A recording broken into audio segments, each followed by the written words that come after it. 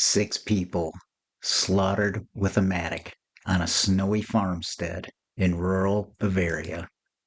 A family murdered in the dead of night, the youngest just 2 years old. But the story doesn't begin with blood, it begins with footsteps. The year was 1922.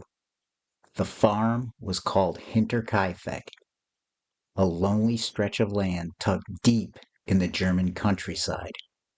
For weeks before the murders, strange things were happening. Footprints in the snow leading to the house, but none leading back out. Keys gone missing. Newspapers showing up that no one in the household subscribed to. And most disturbing of all, sounds from the attic, as if someone was already inside waiting.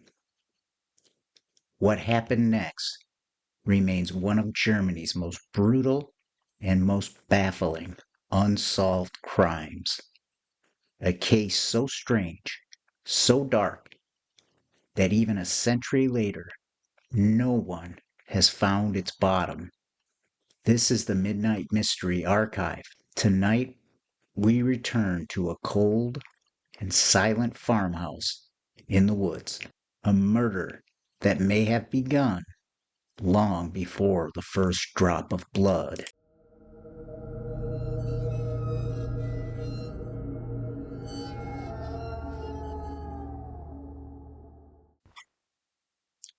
Hinterkaifeck wasn't a real village. Not exactly. It was the name locals gave to a small homestead between the Bavarian towns of Kaifeck and Gruber, about 70 kilometers north of Munich. Isolated, cold, quiet.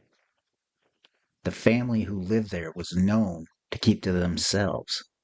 Andreas Gruber, 63, a hard man, bitter and domineering. Kazelia Gruber, 72, his wife quiet and devout. Their daughter, Victoria Gabriel, 35, recently widowed, returned home with her 2 children. Kazelia, age 7, Joseph, age 2, and finally the new maid, Maria Baumgartner, hired the day of the murders. The family's reputation was complicated. Andreas was widely disliked, said to be abusive and cruel. Victoria was rumored to be involved in an incestuous relationship with her father, something that had once landed them both in jail. The Gruber family was not trusted, and after the murders, no one could forget them. Strange things began to happen weeks before the crime. Andreas noticed footprints in the snow leading toward the farm, but none leading away. House keys disappeared.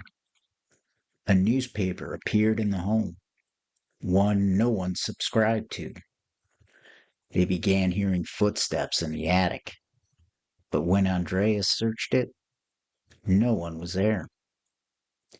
The family's previous maid had quit, claiming the house was haunted, that she heard voices and felt watched. And yet, despite all of this, the Grubers stayed. Maybe because of fear, maybe because of pride. March 31, 1922. A blizzard had blanketed the area in snow. That morning, the new maid, Maria Baumgartner, arrived. She had barely unpacked her things when night fell. Later that evening, sometime between 9 and 11 p.m., the killer struck. Authorities believe each member was lured, one by one, into the barn where they were struck in the head with a pickaxe-like tool, possibly a mattock. One, then another, until 4 were dead. Victoria, her daughter, Andreas, his wife. The killer then moved into the house, where he murdered Maria the maid in her room, and finally, Joseph, the 2-year-old, in his crib. But perhaps the most disturbing detail wasn't the violence. It was what came next. The killer stayed. The killer fed the livestock. The killer ate meals. A neighbor saw smoke rising from the chimney in the days following the murders. It would be 4 days before anyone checked the house, and by then, the killer was gone. 6 people bludgeoned to death in their own home. No robbery, no escape route, just silence. And whoever did it lived among them for 4 days. On April 4, 1922, 4 days after the murders, the townsfolk of Gruber began to worry. The Gruber family hadn't been seen. Victoria missed church. Young Kazelia hadn't been at school. And from the road, the farm looked wrong. A local repairman arrived first. He was scheduled to fix a machine on the property. No one greeted him. The animals were restless. And then he noticed something strange. The barn door, slightly ajar. He stepped inside, and what he found would haunt the village forever. 4 bodies stacked and partially buried in straw. Andreas, Kazelia Sr., Victoria, Kazelia Jr., all killed with a blunt, heavy tool, their faces bruised and mangled, blood soaked deep into the barn floor. Inside the house, they found 2 more bodies. Maria the maid, murdered in her room. Joseph the toddler, killed in his crib. The house was otherwise untouched. Meals had been eaten. Animals had been fed. And someone had even milked the cows. Police from Munich arrived. But this was rural Bavaria. The crime scene was quickly compromised. Curious neighbors had already wandered through the house. A crowd gathered, stepping over evidence, touching things. Even police officers mishandled key pieces of the scene. In total, more than 50 people entered the property before a proper investigation even began. No weapon was found at first, but weeks later, investigators discovered a pick-like tool hidden in the attic rafters, the same place Andreas claimed to hear footsteps just days before. It was bloodied, worn, hand sharpened. The killer had lived above them, watching and waiting. Several theories emerged, some based in logic, others soaked in superstition, that the killer was a local, familiar with the family and the farm, that Victoria's rumored incestuous relationship had provoked someone, perhaps her late husband's family, that Joseph wasn't really Andreas's grandson, and someone had come to punish Victoria for shame, that it was a robbery, though no valuables were missing. One theory suggested a former suitor of Victoria, enraged by rejection, had just snapped. Another pointed to multiple killers, because how else could so many people be lured into the barn one by one without raising alarm? The autopsies revealed a deeply unsettling truth. Young Kazelia, just 7 years old, had survived the initial blow. She was found with tufts of her own hair torn out, likely from fear or pain. She had lain beside the bodies of her mother and grandparents for hours, possibly even a day, before dying. She died slowly, alone, and in the dark. Who could commit such violence and then stay in the home of their victims for days? Who could slaughter a child and feed the animals before disappearing into the woods? The investigators believed the answer was simple. The killer had to be someone local, someone who knew the layout of the farm, someone who knew the family's habits, someone who was trusted. Lorenz Schlittenbauer was the first man to arrive at the scene. He was the one who found the bodies, but he was also something more. He was Victoria's former lover. He may have believed that he was Joseph's father, and he had once attempted to marry Victoria, only to be rejected. He claimed he wanted to raise Joseph, but when Andreas refused to give permission, the relationship soured. Some say that when Lawrence arrived at the crime scene, he showed strangely specific knowledge. He moved the bodies in the barn before police arrived. He walked through the house with unusual ease, even unlocking doors no one else had keys for. Years later, locals would whisper that Lawrence knew too much and that the guilt never left him. Some claimed he confessed on his deathbed, but no official record of a confession was ever made. Other suspects included a revolving door of drifters and ex-soldiers.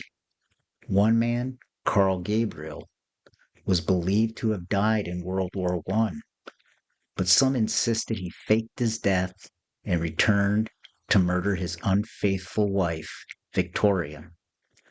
Another theory focused on a group of thieves or vagrants passing through and drawn to the isolated farm.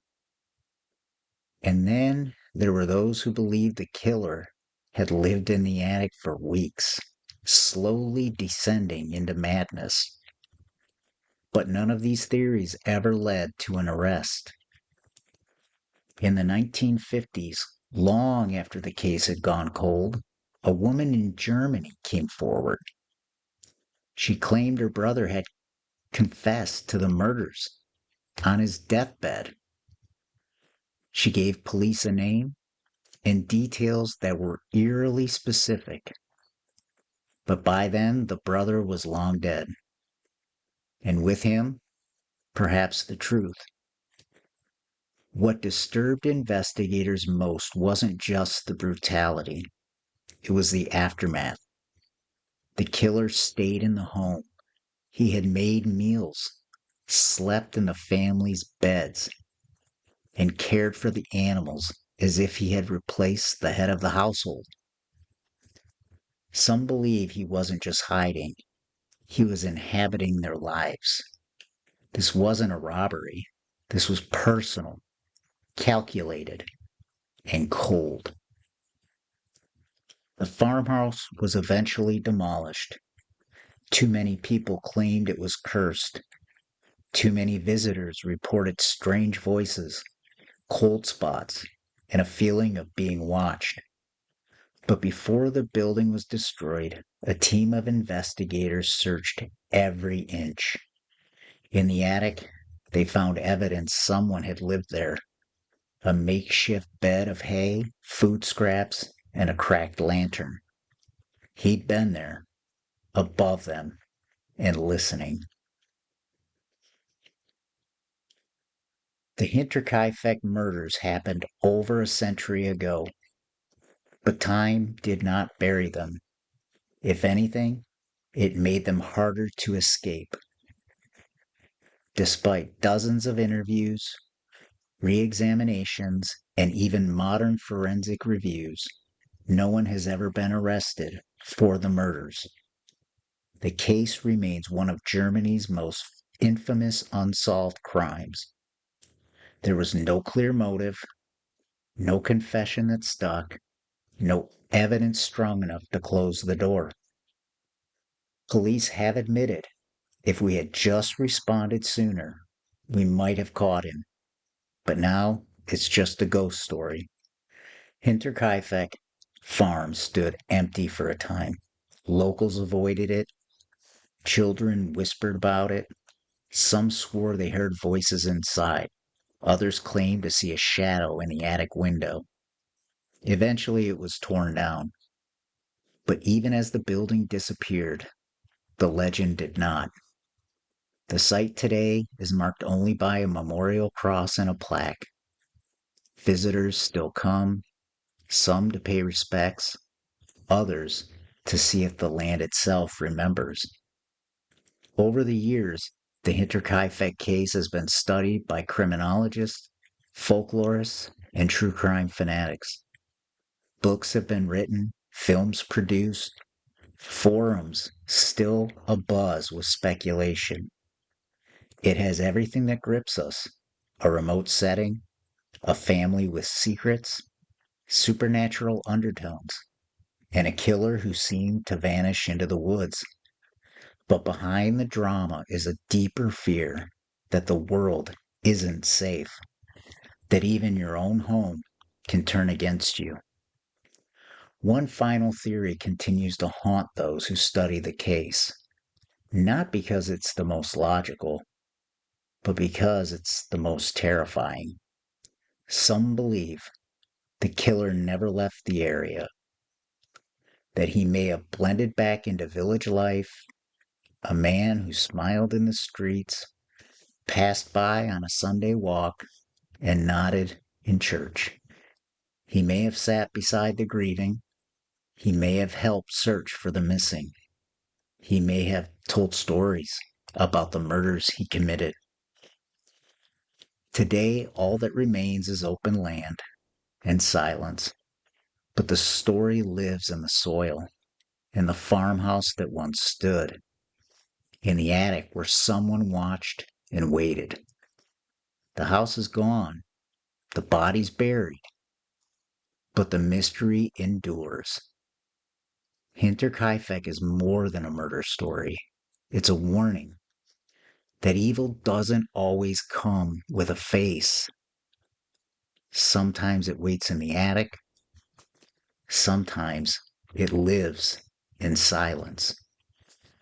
This is the Midnight Mystery Archive, and tonight we have walked through a doorway that can never fully close. The story of Hinterkaifeck and those murders is not just unsolved, it's unfinished. You've just heard another journey into the shadows from the Midnight Mystery Archive, where the past whispers and the unknown waits in silence. If you enjoyed this episode, be sure to follow and subscribe on Apple Podcasts, Spotify, or wherever you get your shows. You can also listen and watch on YouTube, where each case comes with visuals that bring the mystery to life. New episodes drop Tuesday and Friday, bringing you deeper into the world's darkest, unsolved mysteries, forgotten crimes, and chilling disappearances. Until next time, keep your eyes open and your lights low. Some stories aren't over. They're just waiting to be found.